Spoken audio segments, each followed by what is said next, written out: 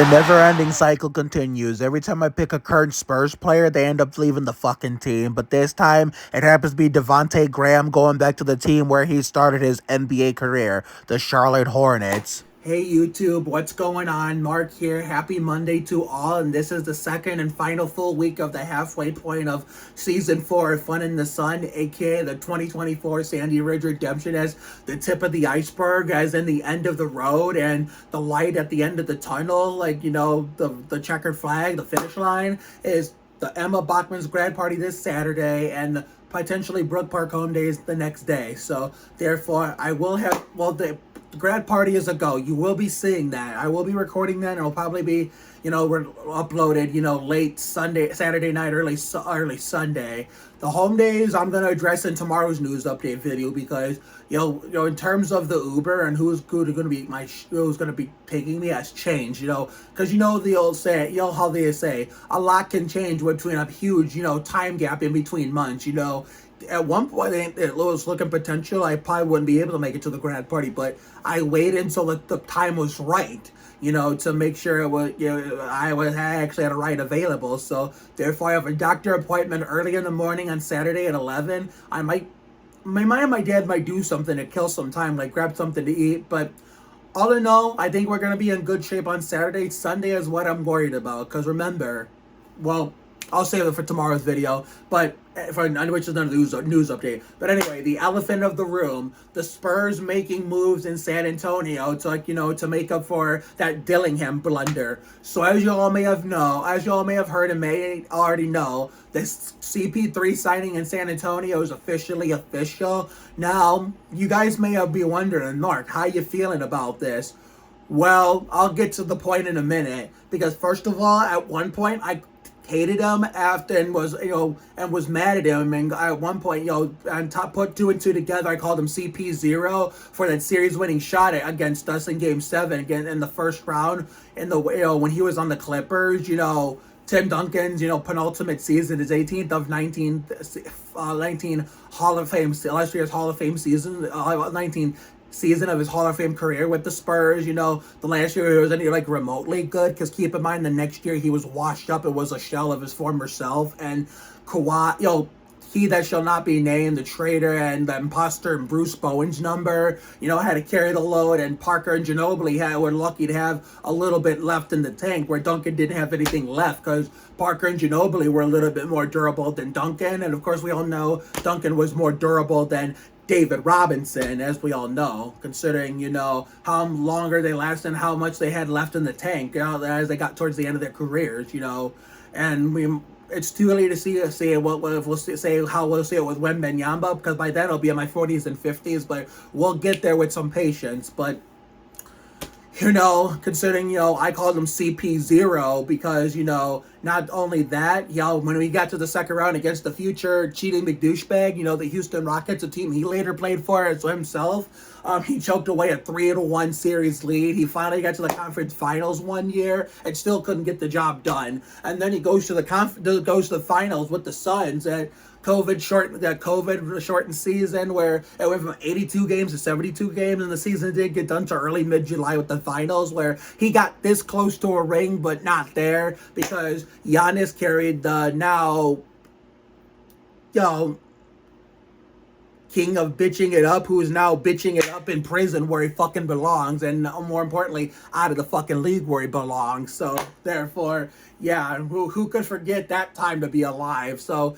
therefore, it's a little bittersweet now that he's with us, considering I feel like we kind of got him too little too late, when he should have been on this team a lot sooner, but as early as, you know, the 2017 offseason, when, you know, the fraud forced his way out, you know, with, you know, the whole Uncle Dennis debacle, and then we had a riddle of injuries in the playoffs hinder our playoff run, potentially to immediately win our first ring without Duncan, which was our first year without him. You know, remember how I named, like, you know, Nick Van Exel, Damon Stoudemire, Paul Gasol. I mean, the players that we signed that was already past their prime, and we got them too late. I mean, there's so many examples out there. You know, I named those three. Well, let's not forget, we want to talk about those three: Gasol, Van Exel, and Damon Stoudemire. Hell, even Theo Ratliff for crying out loud. What about, or even Tracy McGrady, who was this close to a ring, but keep in mind when we signed him, but keep in mind he wouldn't have been there if, Steven Jackson didn't bump heads with Coach Pop and Ginobili. But he would have been a big help in that 2013 playoff fight, and maybe the outcome might have been a little different. We still win the finals no matter what happens. And then we either go back to back and Duncan wins number 6, or we don't win in 2014 the way we did. It could go either way. But we want to talk about Tracy McGrady, Theo Ratliff, Nick Van Exel, Damon Stoudemire, Pau Gasol. We talk about those guys who we got a little too late. Well, remember that same year Duncan played in his final season in his Hall of Fame career in San Antonio? Kevin Martin and Andre Miller. Who could forget that experiment that didn't fucking work because we got them way too late. It was way past their prime. And, some bozo on Facebook in a Spurs comments thread said he was hoping he would redeem himself from when he hit a game winner against us, in the playoffs in the first round when he played on the Kings. I'm like, bull fucking shit. He ain't gonna redeem shit here because he's not the same Kevin Martin he was in Sacramento. So, and Andre Miller, damn well was not the same Andre Miller he once was in Cleveland and later Denver. So, I mean, I just have this feeling Chris Paul's going to be the same way, but maybe he'll prove me wrong and will be the exact opposite of what those guys were.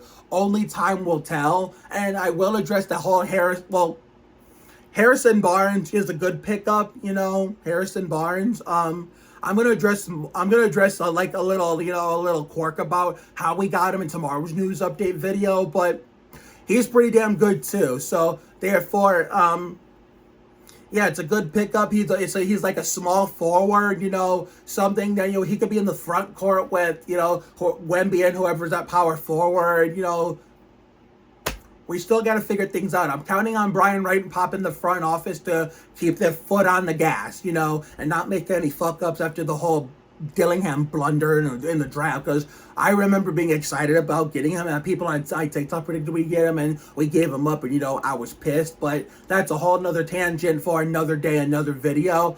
But isn't it ironic, which I'm going to address in more, I'm going to bring up a small detail about it, but I'm going to address more of it in tomorrow's video, which, opened up a can of worms that I don't want to spoil it for you now, but you'll find out what it is tomorrow. Isn't it ironic that it was a 3-team trade between us, Sacramento, and, Chicago, and out of all people to be involved in this 3-team trade in terms of players involved, our former player DeMar DeRozan was involved, going from the Bulls to the Kings. You really can't make this shit up like Jamie McMurray. It's like Spurs. It's like so many Spurs conspiracies and in its own bubble, in its own bubble in San Antonio. I mean, that's ironic, but maybe I have a confidence that Harrison Barnes will, help improve this team. And I know Chris Paul is nowhere near the level he once was of the Clippers, or hell, even the New Orleans when the original Charlotte Hornets went to New Orleans, and then they became the Pelicans and the Bobcats, revived the original Hornets team. It's so confusing, I know, but if you've been following closely for many, many years, you're old as me, of course you're going to remember. So, therefore, yeah, but every year that he's joined the team as brought veteran leadership. I mean, even though he's really, really old and he's played double digits, 18 or 19 seasons. I mean, he's been pretty damn good and not been playing an old geezer, what we saw with Duncan in 2015-16 or Robinson in 2002-2003. Some guys, are built differently, are more durable, even at an old age. I mean, even in NASCAR, just ask Kevin Harvick and that imposter and Brett Bodine's number we call Dennis. So they were older than dirt, but yet they were still, competing at a high level like they were in their prime or in their rookie season. Hamlin in 06 or Harvick in 01 after Earnhardt was killed, or in an alternate reality in 02 where Earnhardt is still alive and he's in the 30 car and competing against Jimmy Johnson, Ryan Newman for Rookie of the Year. But,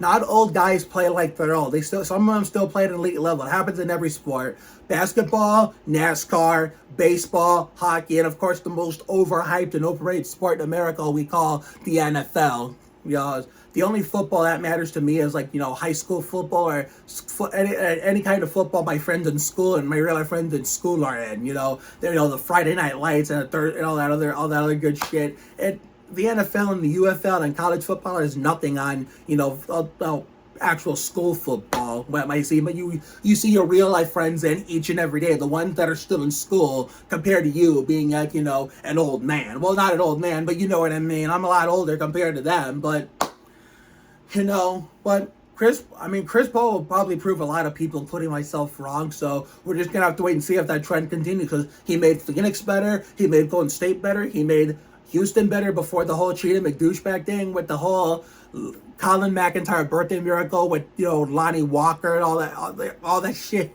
Who could forget that?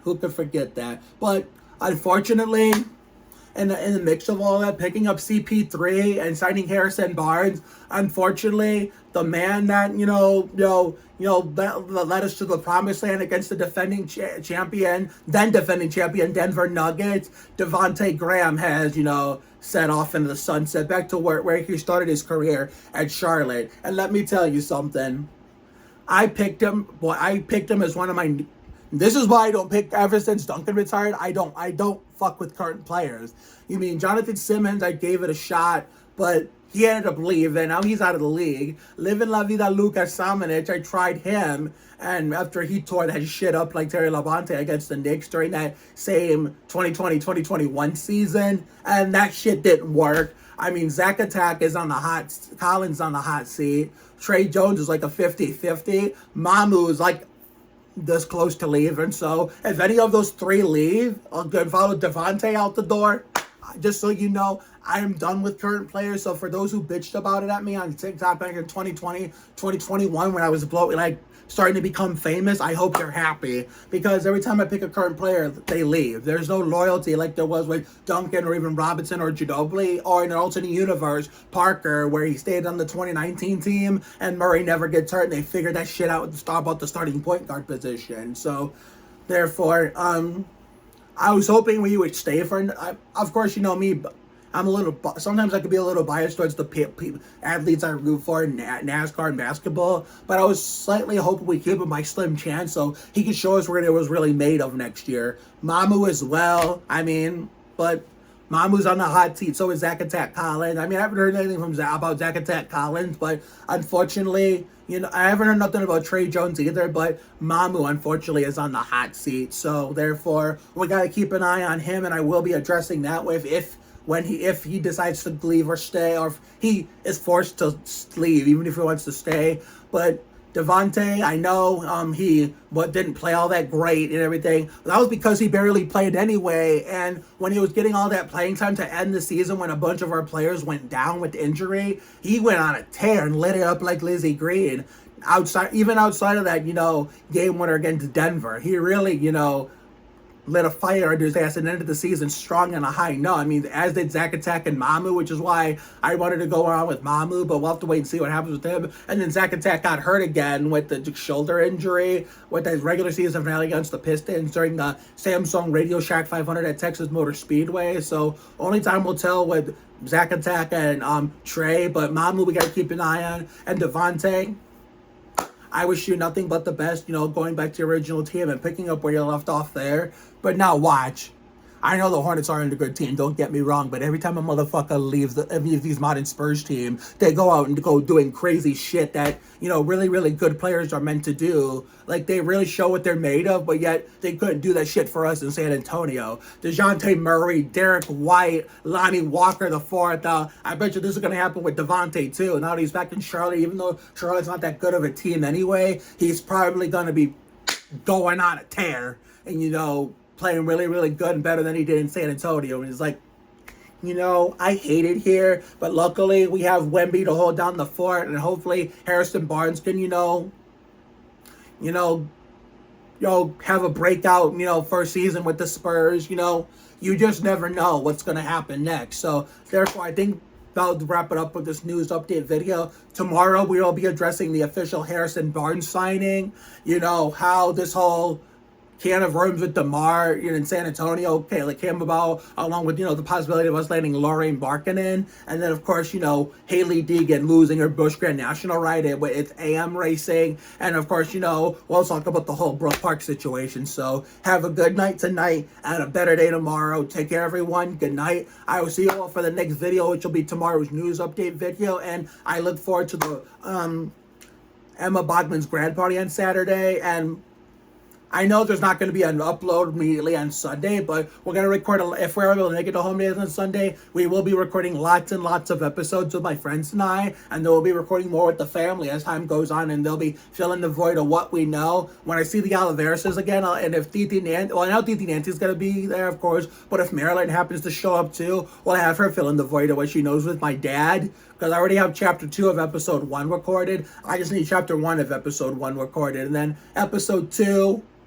you're getting a little bit of a spoiler on what the first episodes are gonna be, and like in terms of chapters, then will be like the first events on Sandhurst. So therefore, I look forward to having you seeing it all whenever it comes out. Probably we'll start, consider, talking about uploading the episode, come fall, winter, and beyond. So only time will tell. But anyway, time for me to get the fuck out of here, get a shower, dinner, ice cold Coke, and start, thinking about tomorrow, back to the drawing board and doing it all over again. So, see you later, everyone.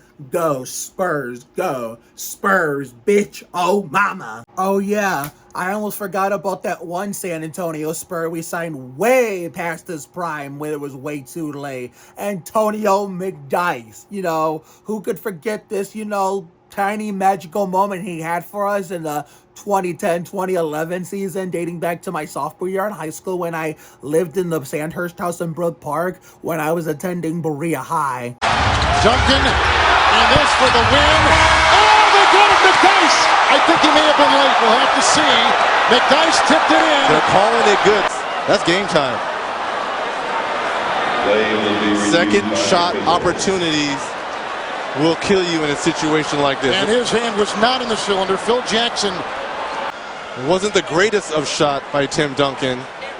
But he's almost underneath the basket, tipping the ball in.